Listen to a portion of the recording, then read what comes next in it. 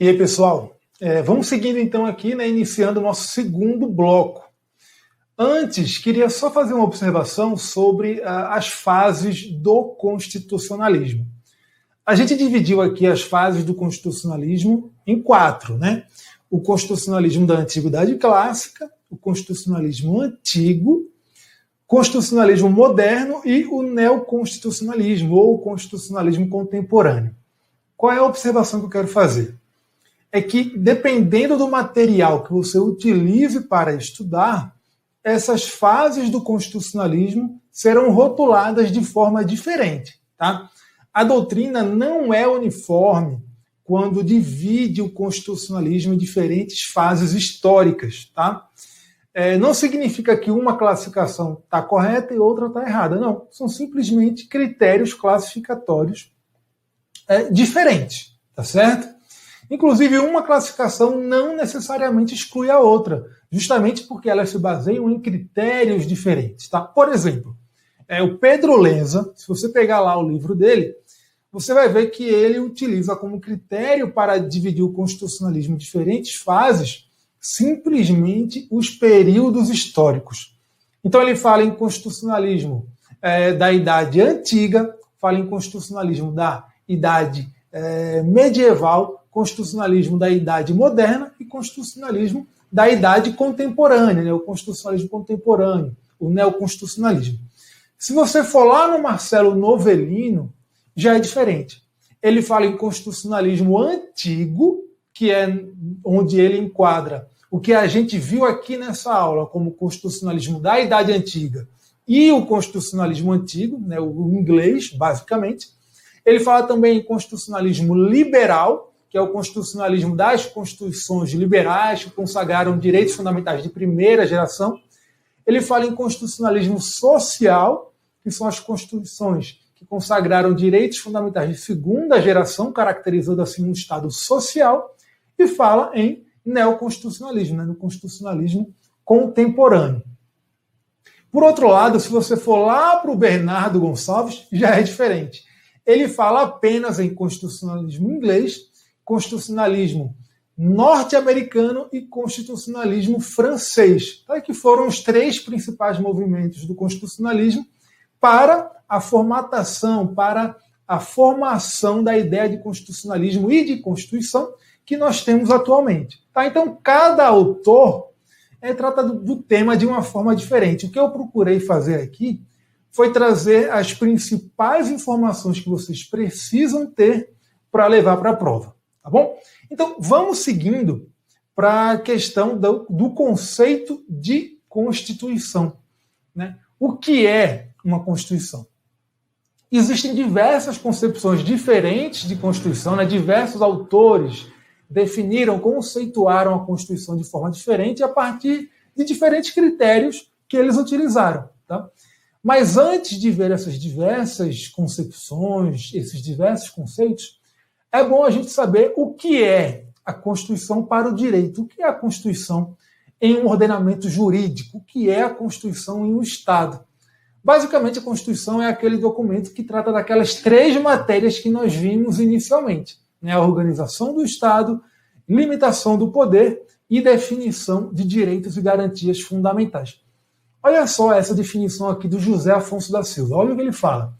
Ele fala que a Constituição, em sentido jurídico, que é a Constituição para o direito, né, a Constituição no ordenamento jurídico, ela é o sistema de normas jurídicas escritas ou costumeiras que regula a forma do Estado, a forma do seu governo, o modo de aquisição e o exercício do poder. Então, isso aqui tudo tem a ver com a organização do Estado. Define também o estabelecimento de seus órgãos, os limites de sua ação. Então, aqui nós temos uma limitação do poder, tá? E define os direitos fundamentais do homem e as respectivas garantias. Então, nós temos aqui a definição de direitos e garantias fundamentais. Em síntese, a Constituição é o conjunto de normas que organiza os elementos constitutivos do Estado. A gente ainda vai estudar essa parte de elementos constitutivos do Estado, mas basicamente é isso. A Constituição é um instrumento que, no ordenamento jurídico, limita o poder estatal, define direitos e garantias fundamentais e também o quê? Organiza o Estado nos seus diversos aspectos. Tá? Bem, isso é o que é a Constituição no ordenamento jurídico. Mas o que é a Constituição de acordo com as diversas concepções doutrinárias que nós conhecemos e que são cobradas em prova? Vamos começar aqui pela concepção sociológica. Mas antes, eu tinha até esquecido que estava aqui no nosso roteiro de aula, queria falar dessa ideia de Canotilho. Canotilho, ele também, né, em sentido jurídico, no sentido de que o que é a Constituição no ordenamento jurídico, ele fala que a Constituição é o estatuto jurídico do político. Por quê? Porque a Constituição é aquele documento em que está consubstanciada a decisão política daquele povo, que é o titular do poder constituinte. Estão consubstanciadas as decisões que definem a vida política daquele Estado. E esse documento, a Constituição, está inserido no mundo jurídico. Por isso que é o estatuto jurídico do político. Tá bom? Bem, vamos seguindo, então, para as diferentes concepções de Constituição que a gente tem na doutrina e que sempre aparecem nas provas. Tá? Isso aqui é fundamental para as provas. A gente começa pela concepção sociológica, que é a de Ferdinand Lassalle. O Ferdinand Lassalle ele fala o quê? Em fatores reais de poder e em folha de papel. Como assim? Então vocês sabem, se aparecer na prova fatores reais de poder, ou se aparecer a Constituição, a mera folha de papel, saibam que aquela questão está se referindo à concepção sociológica de Ferdinand Lassalle. O Lassalle fala que a Constituição, a verdadeira Constituição, é o resultado da soma dos fatores reais de poder. Como assim? É que em uma determinada sociedade, o poder ele é exercido por diversos atores em diversas áreas. Nós temos diversos fatores reais de poder e diversos atores desempenhando o poder nas suas diversas áreas. Então a gente tem, por exemplo, tem o poder militar, nós temos o poder político, temos o poder econômico, temos o poder do carisma, por exemplo. Então, são diversos fatores reais de poder. E, segundo Lassalle, a Constituição é o resultado da soma desses fatores reais de poder. Tá? O que é a verdadeira Constituição é isso. É a forma como aquela sociedade é conduzida de acordo com os fatores reais de poder. Os atores que exercem o poder, eles estão reunidos no meio social, defendendo os interesses seus próprios e daqueles que eles representam. Tá? E aí eles exercem o poder, os fatores reais de poder. E a soma desses fatores reais de poder é o que, segundo Lassalle, consubstancia a verdadeira Constituição. É aquilo que vai verdadeiramente conduzir a sociedade e o Estado. E o que é a folha de papel? Ele fala que a Constituição escrita ela é uma mera folha de papel. Tá? A verdadeira Constituição, como eu disse, é a soma dos fatores reais de poder. E se a folha de papel não corresponder à soma dos fatores reais de poder, o que vai acontecer é que a Constituição escrita vai sucumbir. Ela não vai ter efetividade. A folha de papel vai ser rasgada. Tá? Essa é a ideia dele. No Brasil, a gente tem um exemplo dessa ideia do Ferdinand Lassalle, que era o artigo 192, parágrafo 3º da Constituição, na sua redação original. Tá? Hoje, ele está revogado. Esse dispositivo ele limitava a taxa de juros, falava que não podia ser superior a 12% ao ano. Acontece que nunca teve efetividade esse dispositivo, tá bom? E aí, ele foi depois simplesmente revogado. Nesse ponto aqui, então, é como se a Constituição de 88 fosse uma mera folha de papel sem correspondência com os fatores reais de poder e acabou realmente sucumbindo diante dos fatores reais de poder, tá? Contrapondo-se à ideia de Lassalle, nós temos a teoria da força normativa da Constituição de quem? De Conrad Hesse. O Conrad Hesse ele fala o seguinte, que na verdade a Constituição ela tem força normativa. Então ela tem condições de conformar a realidade. A Constituição ela não sucumbe diante de uma dissociação da realidade, com a realidade, tá bom? Então, ela não é uma mera folha de papel que é rasgada se não corresponder aos fatores reais de poder. Essa é a ideia de Conrad Hesse. Só que Hesse fala o seguinte, Para que a Constituição consiga conformar a realidade, é necessário que haja o quê? O que ele chama de vontade de Constituição, que é a consciência geral de que aquela Constituição existe e que ela deve ser cumprida. E que a comunidade, a sociedade tem vontade, tem empenho em cumprir aquela Constituição. Se não existir vontade de Constituição, aí sim a Constituição não conseguirá conformar e moldar a realidade. Tá? Agora a gente chega na concepção jurídica, que é de Hans Kelsen, lá na sua Teoria Pura do Direito. Kelsen fala o seguinte, que a Constituição ela é puro dever ser. Ela é uma norma pura, ela não está fundamentada, por exemplo, em fatores reais de poder. Ela não está fundamentada em questões filosóficas. A Constituição ela nada mais é do que a norma suprema do ordenamento jurídico que define a forma ou o modo de elaboração das normas inferiores. É isso, ela é um puro dever ser. E aí Kelsen reconhece a existência de duas Constituições, da Constituição em sentido jurídico positivo, que é a Constituição que nós temos positivada no ordenamento jurídico, tá? Então, por isso que é chamada de Constituição em sentido jurídico positivo, é o texto positivado, é aquele texto que na pirâmide normativa dele ocupa o ápice. A Constituição está no ápice da pirâmide normativa e ela define a forma de produção de todas as normas inferiores, até a base dessa pirâmide normativa. Isso que é a Constituição em sentido jurídico positivo. E ele reconhece também a existência de uma Constituição em sentido lógico-jurídico, que é uma Constituição, é uma norma hipotética, que está localizada fora do ordenamento jurídico, ela não está positivada, ela está acima, logo acima da pirâmide normativa, que é o ordenamento jurídico, e é o quê? Ela dá fundamento de validade para a Constituição em sentido jurídico positivo. Tá? Então, é por isso que ela é chamada então, de norma hipotética fundamental. Ela é uma norma hipotética, já que ela não está positivada, ela não existe no ordenamento jurídico, e ela é fundamental, porque ela dá fundamento de validade para a Constituição em sentido jurídico positivo. Tá? A ideia da norma hipotética fundamental é que a Constituição positivada existe e que ela deve ser cumprida. Essa é a ideia dela. Tá? A teoria de Kelsen sofreu muitas críticas justamente por conta dessa norma hipotética fundamental. Ele nunca conseguiu explicar direito de onde ela vem. Tá? Então existe ali uma certa obscuridade na explicação dessa norma hipotética fundamental. Tá? Mas a concepção kelseniana é essa aqui. E aí a gente chega na concepção política, que é do Carl Schmitt. Tá? E o Carl Schmitt ele faz uma diferenciação entre normas existentes na Constituição. Como assim? É que ele fala que a Constituição é a decisão política fundamental. Então, o que é Constituição de verdade é aquilo que está na Constituição e que representa a decisão política que é fundamental para a criação daquele Estado. Né? São as matérias que são essencialmente constitucionais. Organização do Estado, limitação do poder e definição de direitos e garantias fundamentais.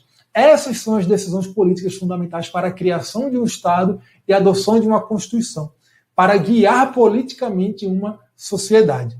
Tudo que está na Constituição, que não é uma decisão política fundamental, ele chama o quê? De mera lei constitucional. Tá? Está formalmente na Constituição, mas não é uma decisão política fundamental. Então ele diz que aquilo ali é uma mera lei constitucional, não é uma Constituição. E dessa diferenciação é que surge a ideia de quê? De distinção entre Constituição em sentido material, que são as normas da Constituição, que são materialmente constitucionais, são as que dizem respeito à decisão política fundamental, são os temas tipicamente constitucionais, e a Constituição em sentido formal, que são aquelas normas da Constituição que não dizem respeito a temas materialmente constitucionais, mas que estão lá na Constituição. Tá? A gente chega agora na concepção culturalista, que é a concepção de Meirelles Teixeira. O Meirelles Teixeira ele fala em uma Constituição total. Tá? Então, se aparecer lá Constituição total, falando numa concepção cultural, vocês sabem que é essa concepção aqui do Meirelles Teixeira. Como é que é isso? É que ele fala que a Constituição ela é resultado da cultura de uma determinada sociedade em todos os seus aspectos. Políticos, econômicos, jurídicos, filosóficos, históricos, e que, além de ela ser resultado da cultura, ela também influencia a própria cultura daquela sociedade. Existe uma verdadeira simbiose entre a Constituição e a cultura daquela determinada comunidade. Tá? Olha só, para ele, a Constituição é produto da combinação dos mais variados elementos formadores da cultura e, ao mesmo tempo, influi nesta última, influi na cultura. E vejam que interessante. O Meirelles Teixeira, né, a partir dessa ideia dele, ele fala que as concepções anteriores de Constituição, que a gente acabou de ver aqui, vamos voltar um pouco aqui. A gente acabou de ver quais concepções. Sociológica, que trata dos fatores reais do poder. A gente viu a concepção da força normativa da Constituição, a concepção jurídica de Kelsen, que diferencia a Constituição em sentido jurídico positivo da Constituição em sentido lógico jurídico. E a gente viu a concepção política de Carl Schmitt. O Meirelles Teixeira fala que essas concepções não excluem umas às outras. Elas, na verdade, se complementam. Tá? Por quê? Porque a Constituição é um produto total da cultura daquela comunidade. Ela é um produto da cultura em todos os seus aspectos jurídicos, nos seus aspectos sociológicos, nos seus aspectos políticos, tá? Que são aspectos tratados nessas concepções anteriores que nós vimos. Tá? Isso é uma ideia bem importante dessa concepção. Agora a gente chega na concepção da Constituição como um processo público, que é a concepção de Peter Häberle. O Peter Häberle fala que, na verdade, a Constituição ela é produto da sua interpretação. A Constituição é aquela que é interpretada. Por isso que a Constituição, na verdade, ela é dinâmica e ela é sempre temporária. Por quê? Porque a interpretação muda conforme o tempo e o contexto. Né? Para Peter Häberle, a Constituição é o resultado de uma interpretação conduzida de forma pública por uma sociedade aberta de intérpretes. Como assim, sociedade aberta de intérpretes? É que ele fala que a interpretação da Constituição ela não é mais um monopólio dos órgãos estatais, notadamente do Poder Judiciário. Ela pode ser feita por todos aqueles aos quais a Constituição se dirige. Todo mundo que é guiado, norteado, vinculado pela Constituição, inclusive os particulares, eles realizam a interpretação constitucional quando cumprem a Constituição. Tá? Então a Constituição é o resultado de um processo aberto de interpretação. A Constituição, ele fala que que a Constituição é aberta. Ele traz a ideia de uma Constituição aberta. Porque a Constituição apresenta uma abertura. Ela está sempre sujeita a se modificar. Ela é sempre mutável, seja pela interpretação, que é conduzida por uma sociedade aberta, seja até mesmo por meios formais de alteração do texto constitucional, né, as emendas constitucionais, ou por meios informais de alteração da Constituição, a chamada mutação, que a gente ainda vai estudar. Tá? Então, a ideia de Constituição aberta está aqui na teoria de Peter Häberle da Constituição como um processo público de interpretação. Tá? A gente tem algumas outras concepções de Constituição que partem de um foco de análise diferente do que a gente viu até agora.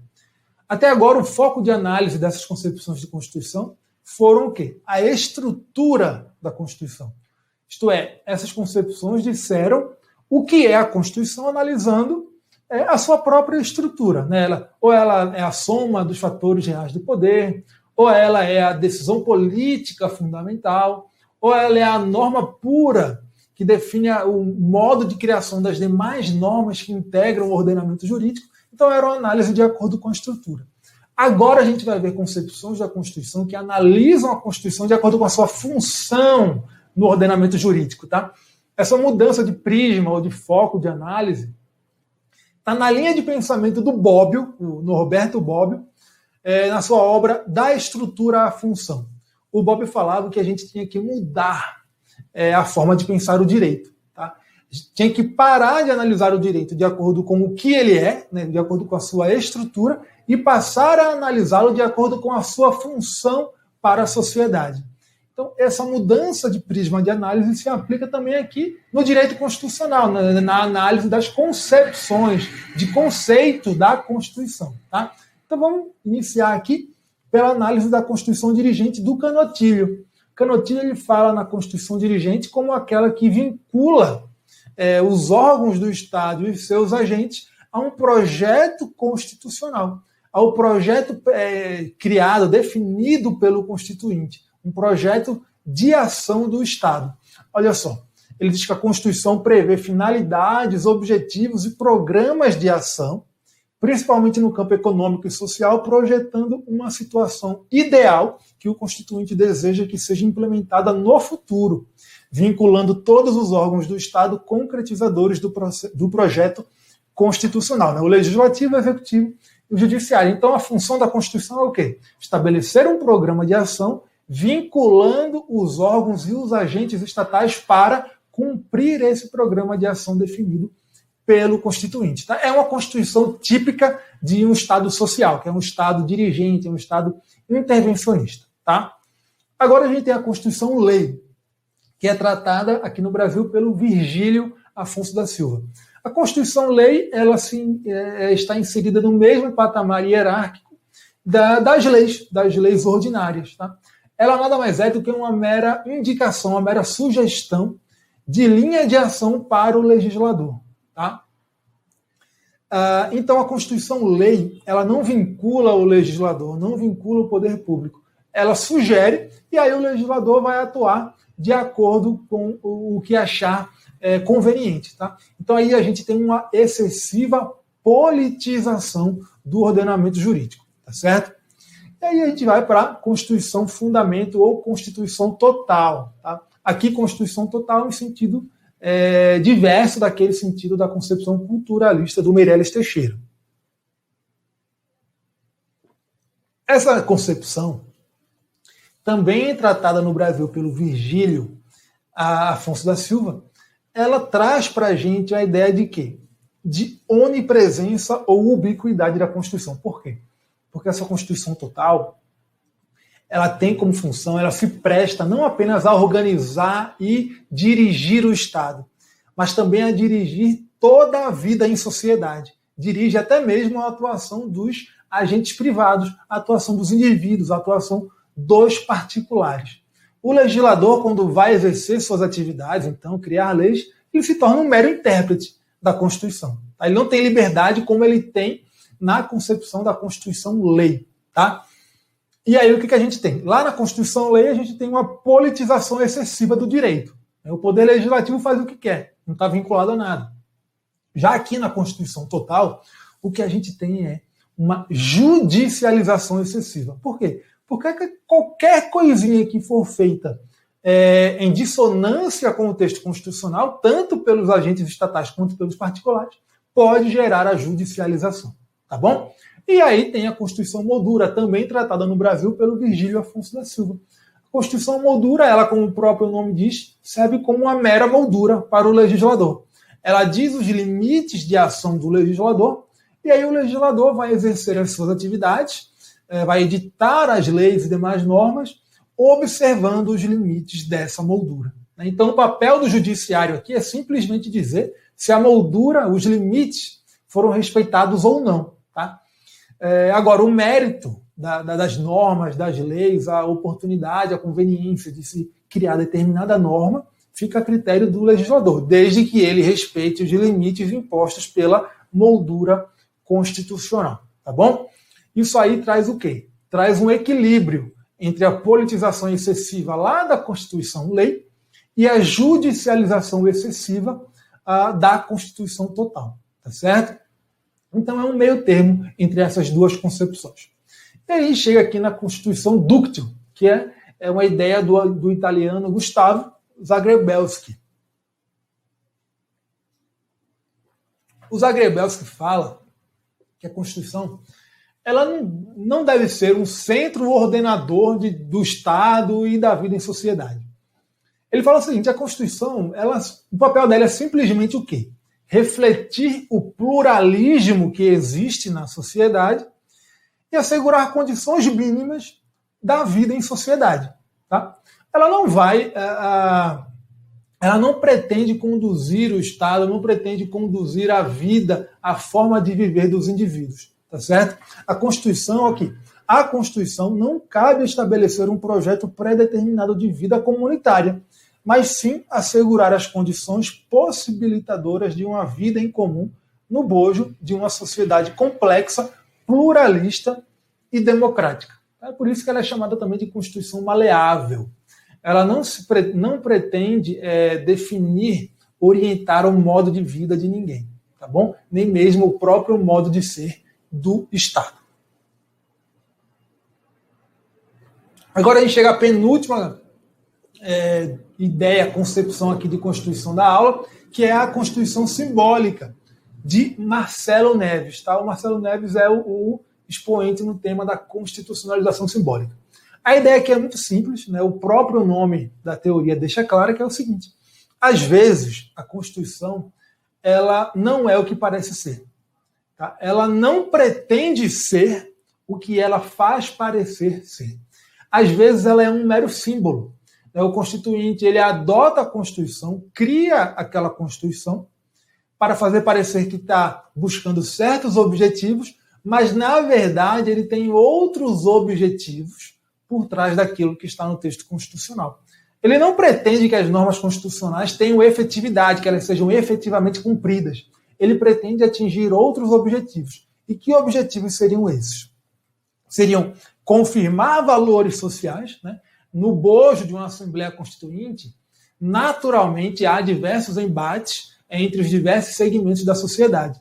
E às vezes um certo segmento ele quer simplesmente que os valores que ele defende, sejam vitoriosos, digamos assim, sejam os vitoriosos naquele debate. E aí a Constituição vai lá e consagra aquele valor. Tá? É uma finalidade da constitucionalização simbólica.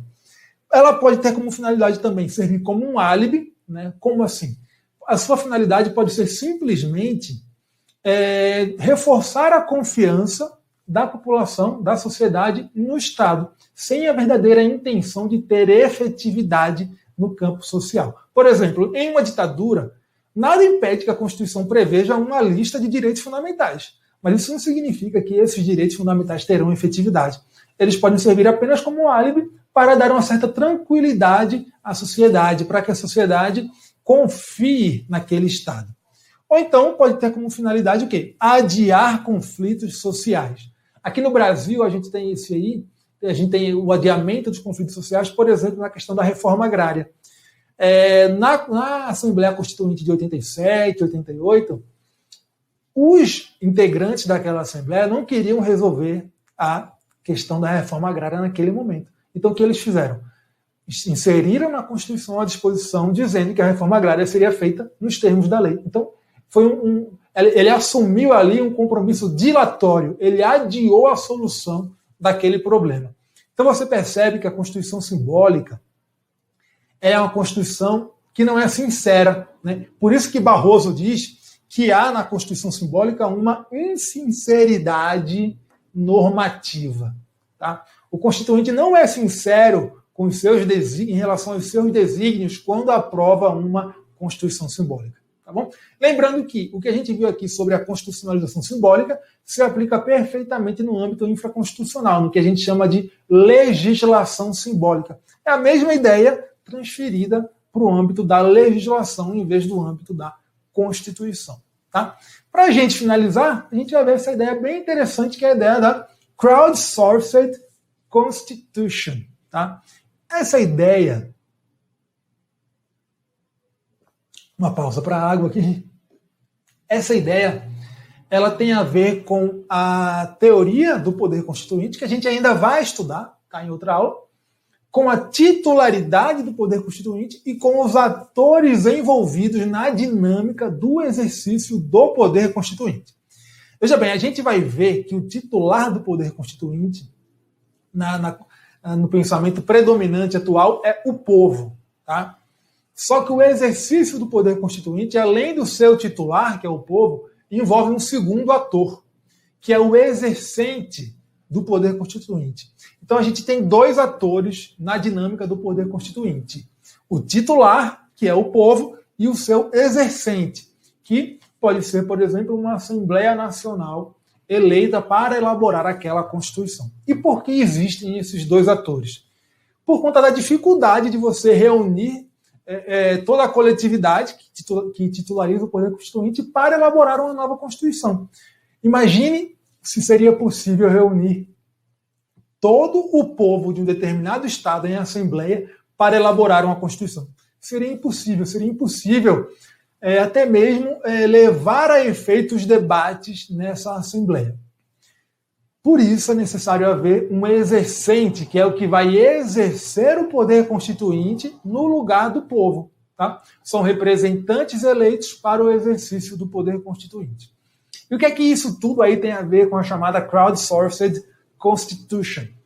Isso tem a ver com o seguinte: na crowdsourced constitution a gente tem um esvaziamento da necessidade desse aqui, desse setor aqui, do exercente do poder constituinte. Porque nela a gente tem o exercício do poder constituinte diretamente pelo seu próprio titular, diretamente pelo povo. Essa experiência a gente teve na Islândia, tá?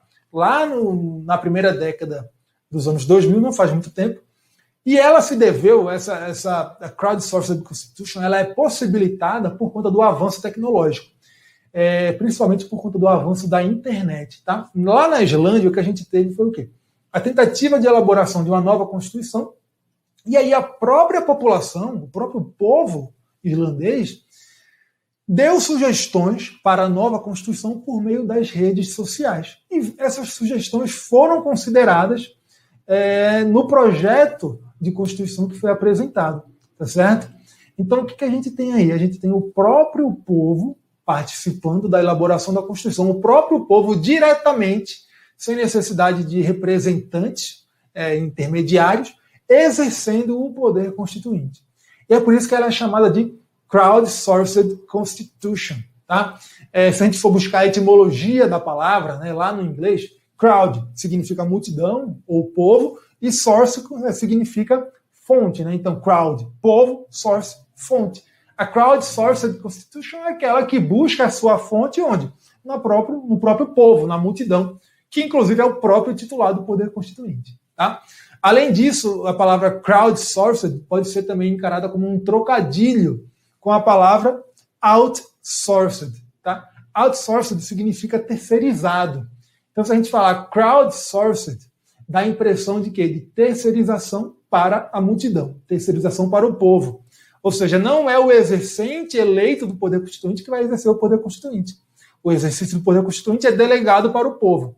É engraçado que é uma delegação para o próprio titular do poder constituinte. Tá? Então é isso. A gente encerra aqui a aula, tá bom?